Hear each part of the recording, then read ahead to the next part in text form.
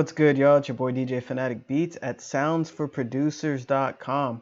Welcome to this beat breakdown. This beat is dope. It has like hip hop vibes, but it has a dark element to it. And I actually could hear like somebody just dropping mad bars on here, just rapping really hard on this beat, man. Notice it's only like 6 tracks. It's super simple, super straightforward.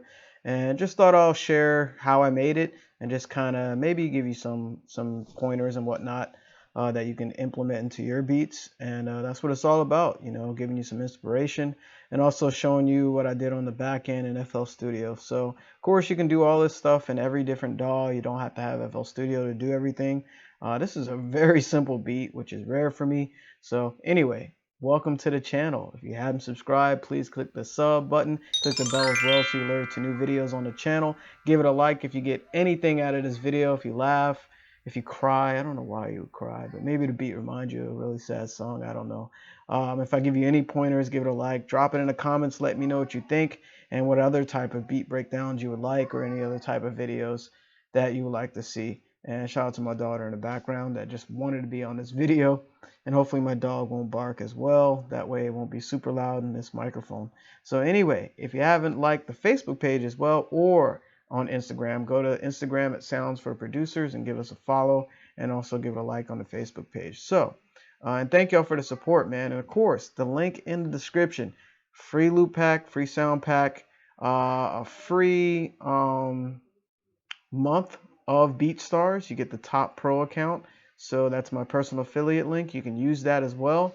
I might post the coupon code itself, but you can use the link or the code. It doesn't matter. You still get that free month. So enjoy those services, and shout out to the BeatStars fam as usual.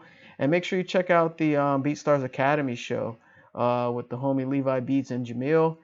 They drop in a lot of knowledge, especially on the distribution stuff, and just a lot of producer knowledge in general. So make sure you check that out as well. Maybe I'll link that in here in the description if I remember. So let me break down the beat, go down every element. This first sound, let me change my snap to grid to bar. Cool. This first sound is actually from one of the sound packs at soundsforproducers.com that I cooked up. This is what I started with.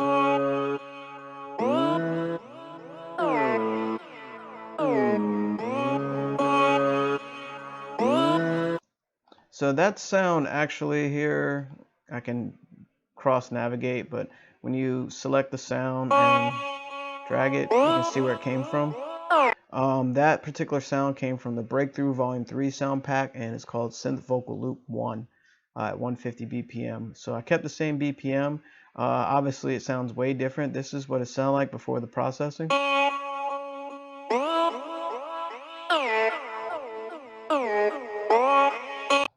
So there's already processing on it, but then I took it up another notch.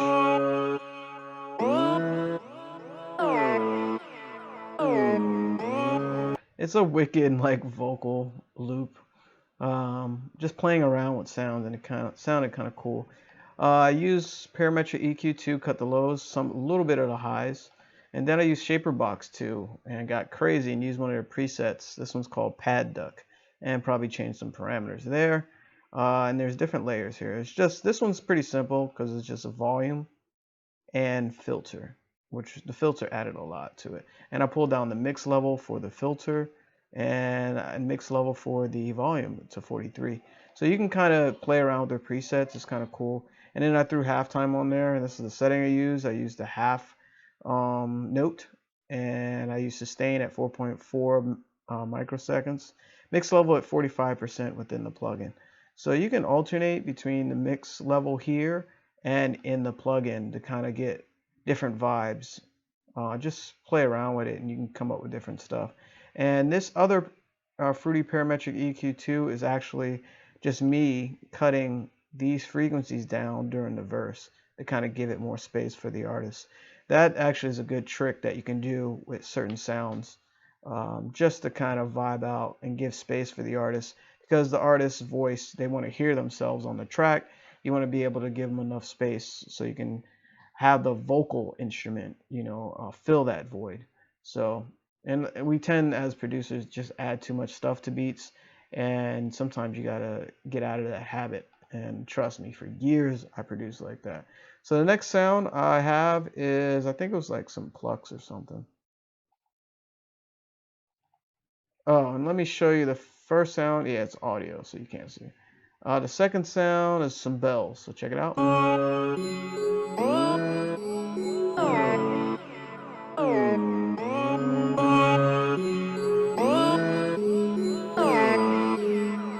And this is going to be a short video. Here is the actual notation of it. Just a simple little underlining melody.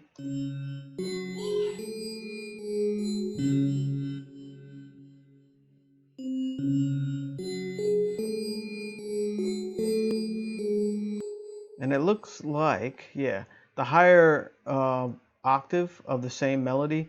And that's another trick too. You can actually take your same melodies and just raise it another octave and kind of fill it out a little more to add more depth to it.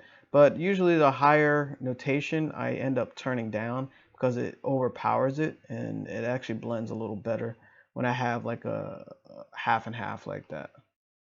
So you can try it. It varies per sound. Um, the specific sound I chose was Omnisphere. I don't feel like loading Omnisphere right now. There's tons of bells in there because it'll take a little while to open on this particular laptop. But I am getting a new desktop that's going to be massively fast, and that way, I'll be able to open Omnisphere super fast and get to these sounds to show y'all. So please subscribe to the channel. It helps me reinvest in the studio, and also I get to make quicker videos and just make a better channel overall. So anyway, going back to the next sound, that was like some pads, I think. So check it out.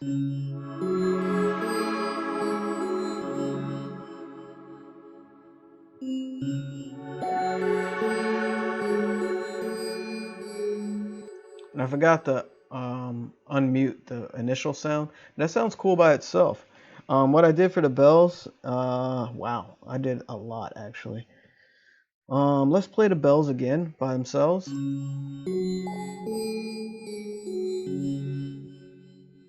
Okay, I didn't do too much, but this is without all the plugins.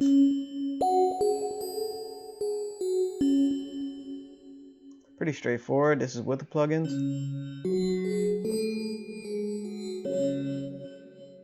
And I like that in sound because it does like this little curve with the notation. It goes whoa.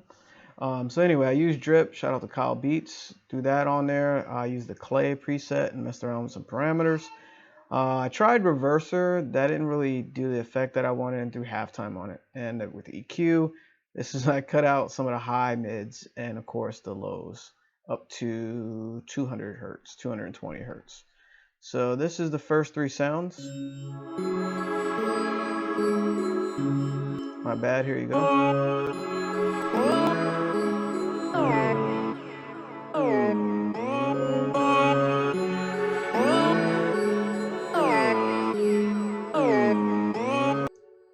And that's just three sounds there, so I stopped with three sounds, which is rare for me. But then I added in a whole drum loop. This one looks like one that I made. So this is also at soundsforproducers.com. Here is the drum loop. Oh, my bad. That's in the Breakthrough Volume 3 as well under drum loops. So let's see, just in case, you get the pack, you'll know where everything is that I used in this video. What am I doing? Oh, that's why. So I'm gonna unmute it, and this is the loop that I chose to put in there.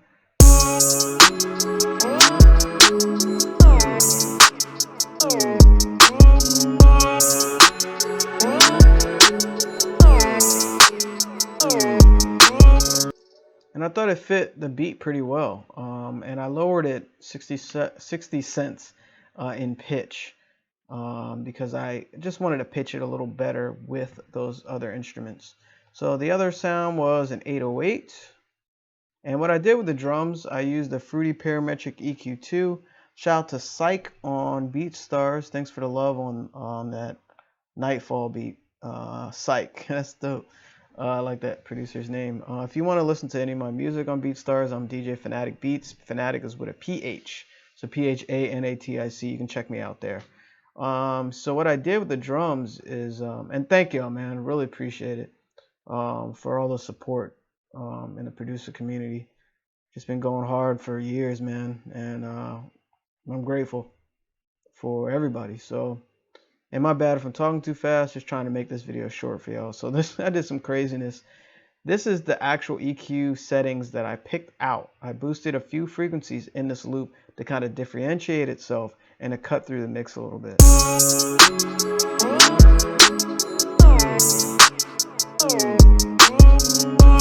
And you can see the low sub, I wanted to kick the stand out just a little bit, and the low mids as well, but you can visually see all this stuff. And I use Sasha's fattener to kind of give it a punch to it. It's a little more compressed, but I use a low setting. So the other sound was an 808. So hopefully I am high. Yeah. So this is the 808 that I chose.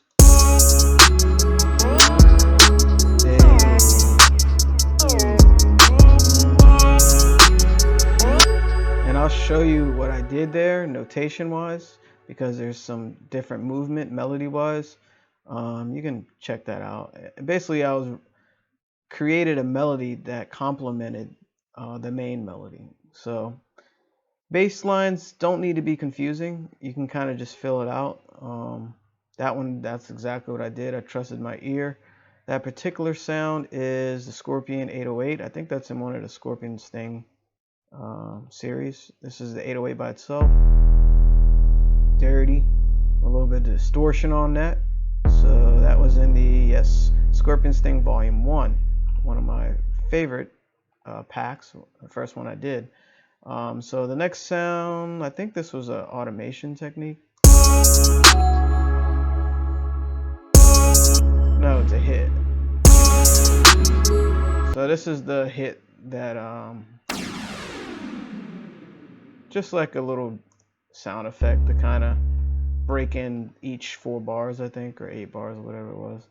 So that is pretty much everything. The 808, I cut some of the highs because that distortion I didn't want in this beat, those distortion frequencies. And I use R-Bass stereo. I have it set at 39 hertz. And this basically creates like low harmonics to kind of give it some oomph to it. So I did that just to kind of give it a little more presence. And for notice, the only thing I stereo separated, that's what this little knob is, was the pad.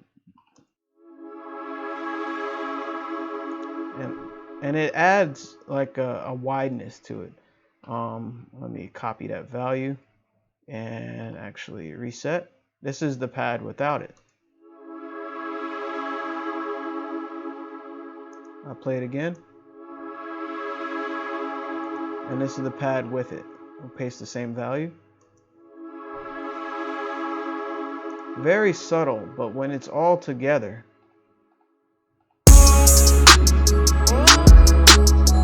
see what I mean? Make sure you're using good studio headphones so you can kind of hear what I'm doing, or you're in the studio listening, because if you're just listening on a laptop, sometimes it's hard to hear nuanced things like that. So mastering wise, I do like a quick mix and master. If you notice, I don't really do the gain staging. That's, some people do that. I guess I technically do it through Channel Rack before hitting the mixer, because sometimes I'll just gain stage here. Well, gain stage is making at a certain level. But anyway, I guess I don't do it. I don't know. But anyway, mastering wise, I used the Isotope Neutron 2. Let me show you what I did here. Oh, and shout out to, wow, just got another real Shaheem. Thanks for following me on BeatStars. Merch, thanks for your love on the music. Appreciate it. There's some more producers. My bad, I ain't trying to bore y'all, man. But yeah, shout out to y'all for showing love. So, something else, bro. Oh, so I use Neutron 2, 3 currently. This is a older beat, but still pretty good. I use the track assistant, and then it pulls up the modules that it thinks, it should use. Of course, I do my initial setting parameters. Then I check some parameters within each module, seeing what I don't like. Basically, this is what the beat sounds like without it. Check it out.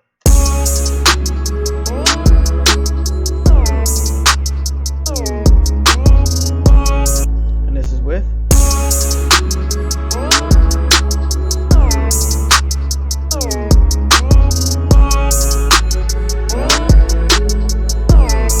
Big difference, right? So you get the idea there.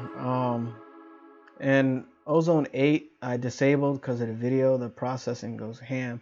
But I can actually show you it while on video. See the processing go way up. Woo, you need a good laptop to do all this. Shoot a video and use Ozone. That's advanced too, so Ozone advanced. So basically I use Master Assistant and, set all these parameters within that, I think needs adjustment within each module. I'm not going to get into detail here, but, you get the idea. You can actually go to iZotope's YouTube, and they have a training center too, and learn a lot of cool things. Vintage tape is insane. I get some great results with this. A lot of people sleep on that one. Imager, it's one of my faves. Shout out to BusyWorks Beats for that one. And Maximize it. Why is that? Oh, the beat was hitting so crazy I couldn't even. Crazy. So anyway, yeah. And looks like I use halftime probably at the end of the beat. Sometimes I do some cool stuff like that. Tonal balance control actually is based on a algorithm on how you want the beat to sound. See, opens target curve selection menu. You can choose different targets. This is the older version, but basically this is an equalizer visualization here. And this is kind of an algorithm based on thousands of songs based on that algorithm. So it shows you where your song is hitting based on all these combined. Now they got different genres and stuff in this target area, and you can create a target curve from a specific instrumental if you're aiming exactly for that type of beat or whatever. So yeah, man, very powerful stuff. So let me deselect that so you can actually hear, and let me play some of the beat. Turn on these automation techniques. Oh, I use automation at the beginning, so you don't have to hear at the end. But I might play the end as well so you can hear it. So here's a little bit of it so you get the vibe. And let me know what you think. Again, check it out.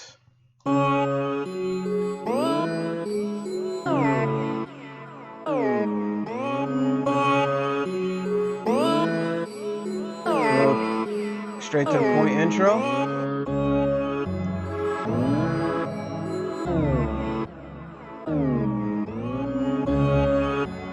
Build suspense there, and the beat just comes right in.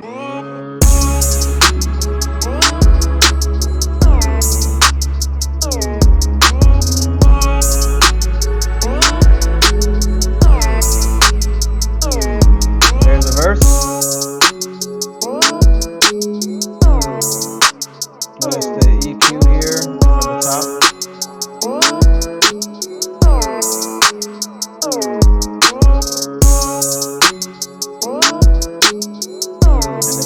Automation EQ, I actually made it unique and had a slope up.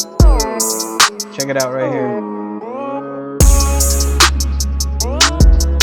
It's a trick you can use as well, so it changes over time. Bring in another element, chords, pads. Look at the processing. And a little break here. Chorus. And let's go to the end so you can kind of hear what I did here. Let's do halftime on the master mix level.